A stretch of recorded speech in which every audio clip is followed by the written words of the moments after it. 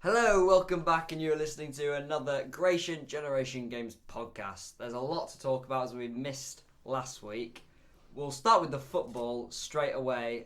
A couple of great weeks of Premier League football. What are your thoughts so far? Well, I think we should explain why we weren't here last week. We had the birth of a new brother for you, so I think it was a good reason to miss out.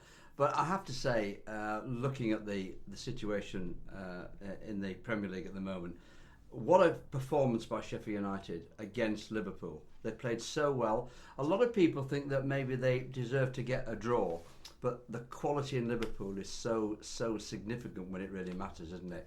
And I think that they're on they've won 7 matches now on the trot at the start of the Premier season. They look to be almost unbeatable, but I just say Manchester City. Well, it's 7 games on the trot now for Liverpool. Sheffield was so unlucky. They really put in a great performance and showed really great character and made a lot of people take notice. I do think of what they can potentially do this season. I think what it says to me is that their manager is a special guy, just like Klopp is, just like Guardiola is. He's a special guy who will get the very best out of the players. I thought it was a little bit hard on the goalkeeper who made the mistake. Yeah. It was a catastrophic mistake, I have to say. But I think it's part of the it's part of the psychology of Chris Wilder. He says, I've got to give him a whack when he deserves a whack, and I think I understand that. And Liverpool now, they previously won 2-1 against Chelsea. They've now got a 5-point gap at the front of the Premier League. And the thing is now they don't have to play well. They can keep winning, and the fans won't care one day. I think the thing about this is that it's already looking. There's only one side that can even get close to them, and that's obviously Manchester City. Manchester City just beginning perhaps to move into gear again after Liverpool have had 2 ugly wins now. The 2-1 against Chelsea. Does it? Yeah, exactly. It was a difficult game, leaving Chelsea out until the Brighton game without a home win. Now they have got one. The last 30 Liverpool were really holding on, but it's the type of games that you just move on. You don't really care. So all good for Liverpool. Man City will start with 8-0 against Watford. The best stat there, obviously breaking loads of records, was that De La Feu made 13 passes and 8 were from kickoff. So yeah, Man City, absolute incredible. I don't think that Liverpool would dismantle a team like that, in my opinion. That's not a gauge on who's better. You're probably right, actually. You're probably right. I think there's a clinical psychology that Guardiola has when he sees a side that can be beaten. And it was just a real illustration that Watford are a very, very poor team. They're going to be struggling at the bottom. They are really, really not able to compete, I don't think, at the moment.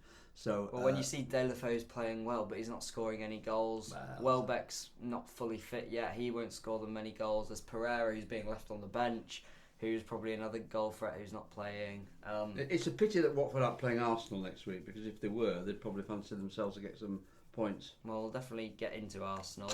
But don't know why 4 points from the 2 games that we've missed. It's not horrific, but we will get into that. Should we just finish off on Man City? Kevin De Bruyne's got an injury. And he's out for a while, isn't he? Well, possibly. I don't know. I hope not, because he's in my fantasy team. But he's probably the most informed Premier League player. He's got 7 assists or 8 assists already, and just the 2 goals. But he's got Aguero firing as well. Up to the Everton game, he had scored in every single Premiership game. And Man City against Watford scored 5 goals in 18 minutes, so it just shows how ruthless they are. Watford just outclassed. Totally. Outclassed, really. Yeah. What Watford should have done is probably tried to put 14 players on the pitch, and then they might have had a chance, because they were just humiliated. What do you want to go on to next? We can do Arsenal, Man Let's United. Let's do Arsenal. Right, should we start with the 3-2 win against Villa? What a game that was. Well, that was a great game. Let's put this into some kind of logical perspective now, because you've got to realise that at the end of the day, that was a very good 3 points for Arsenal, which they didn't look like getting. 10 men in the second half, they did really well. The truth of the matter is, though, they were poor again in the first half. In the first half, and beaten outclassed by a very good Villa. It was so Arsenal, so bad in the first half, but so exceptionally good.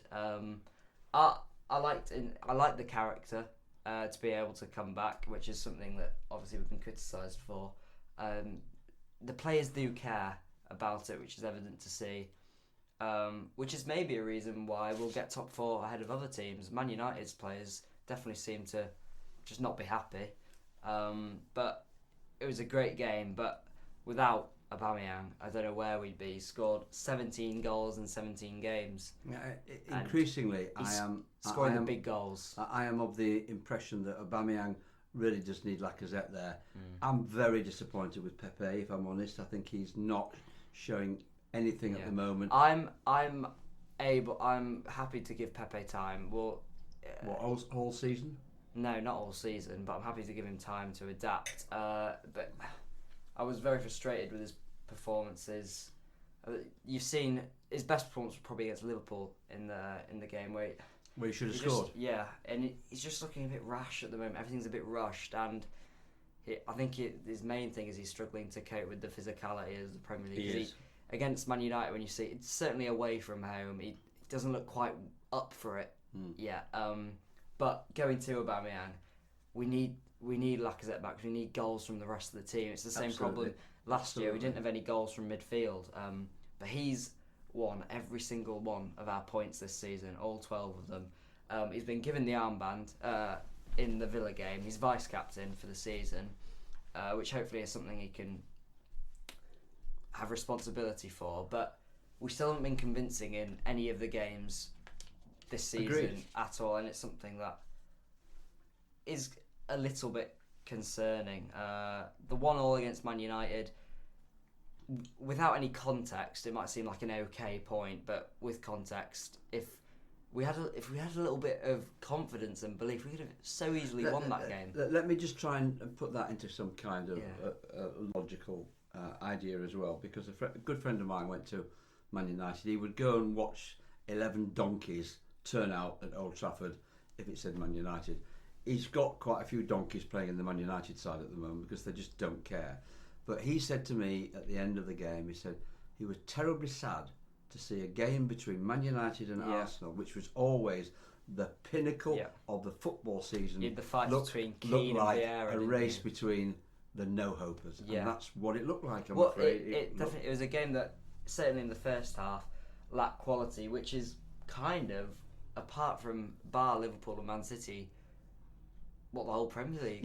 Well, in terms of the chasing pack. I'd like to talk about Leicester actually, because I rather fancy them. But let me just sort of say another thing as well.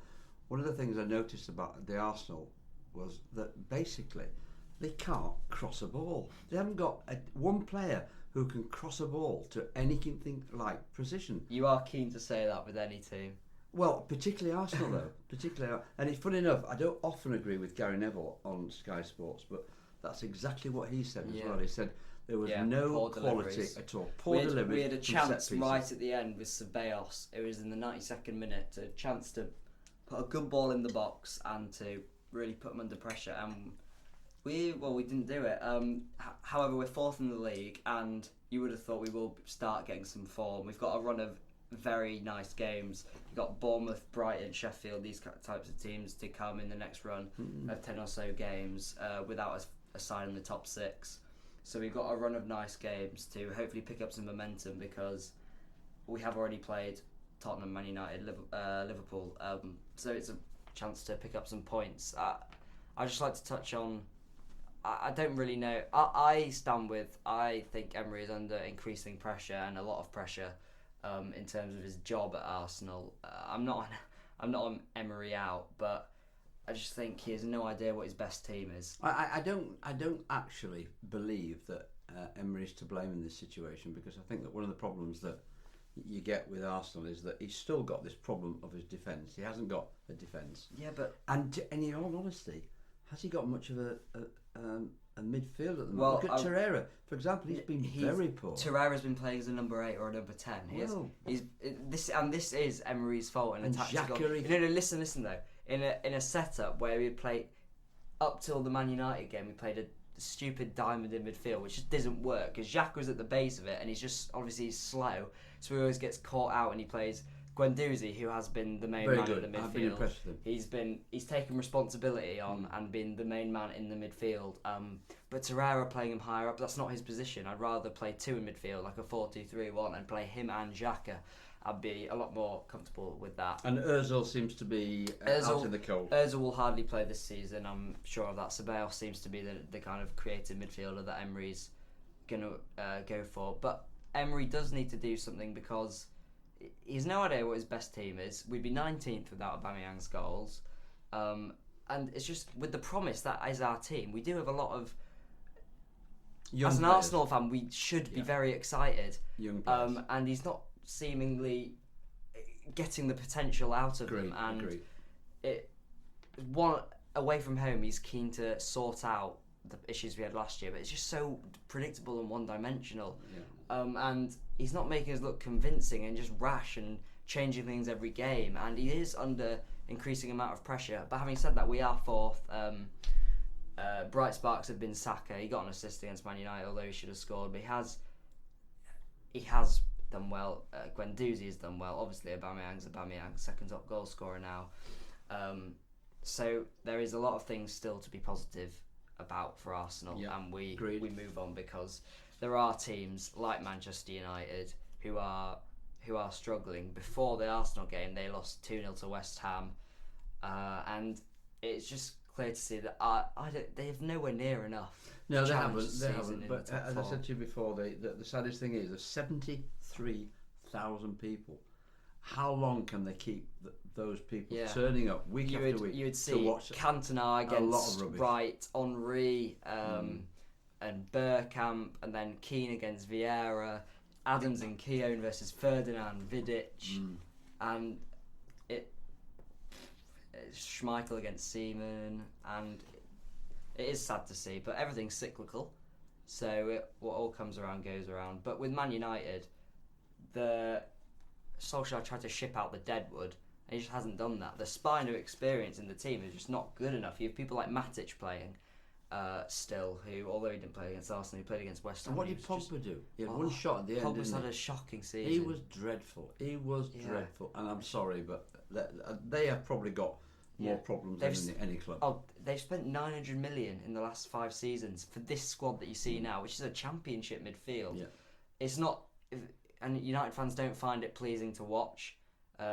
You've like youngsters like Angel Gomez coming on for Juan Mata. Yeah.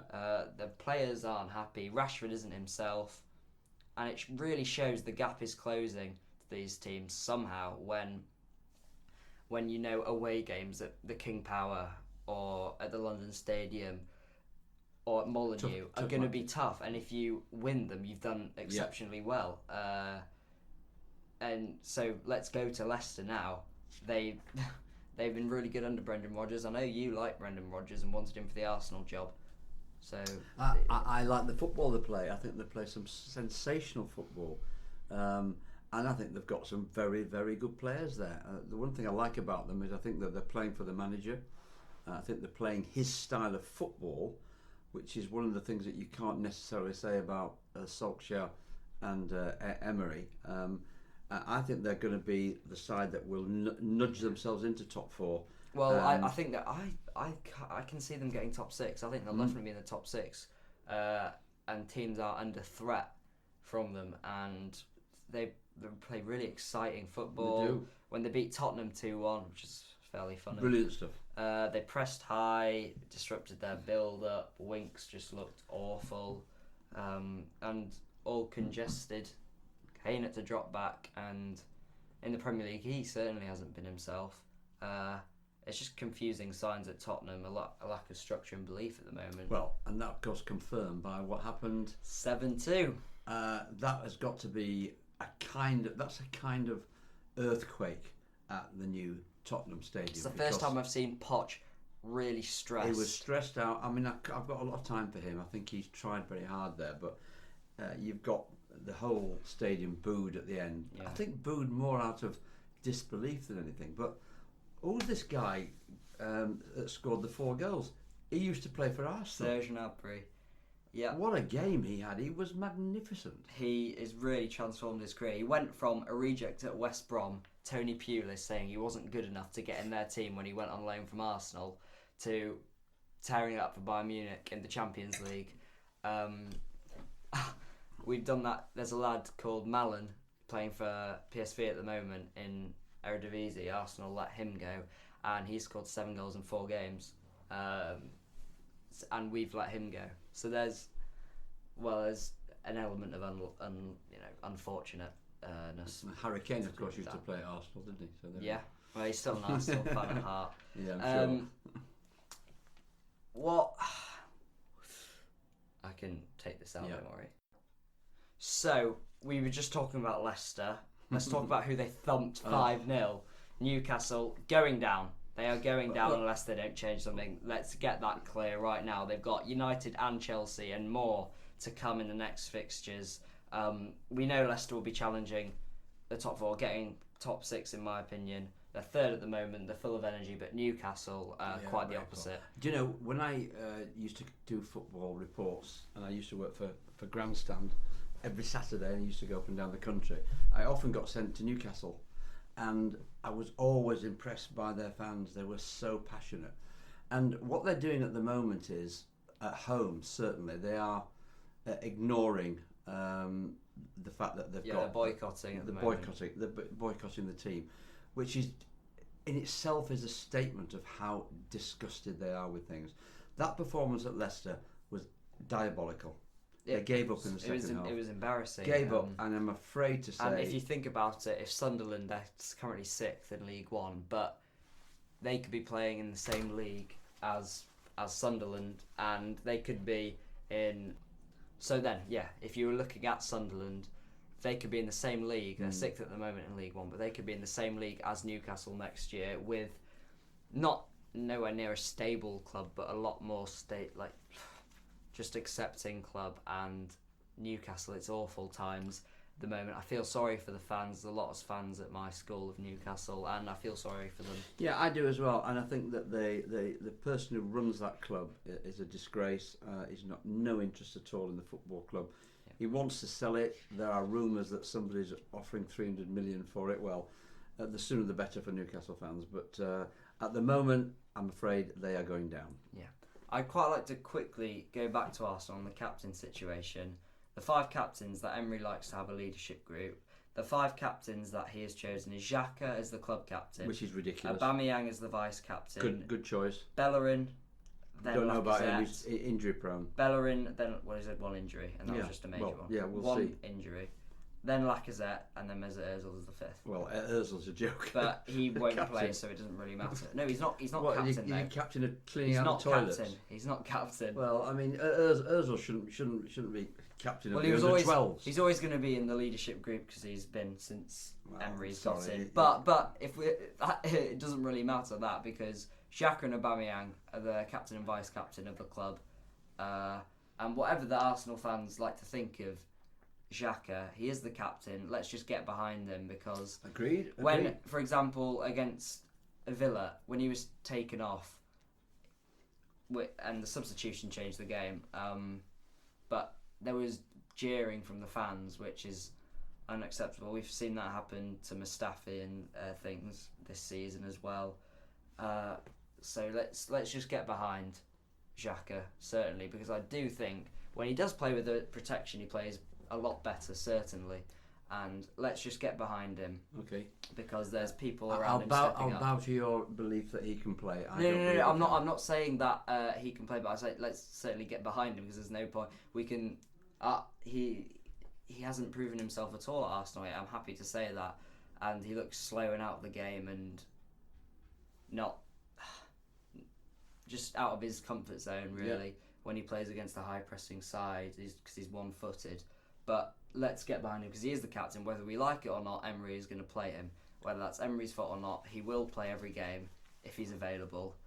He's already on 4 yellow cards, but if he's available, he will play. Okay. So now, I'd like to talk about West Ham, because I think one of the best stories at the moment is what they're doing at the moment. Pellegrini has managed to get half decent side there. They're challenging now for the top 4, top 6. Not top 4. Well, they're knocking on the door at the moment anyway.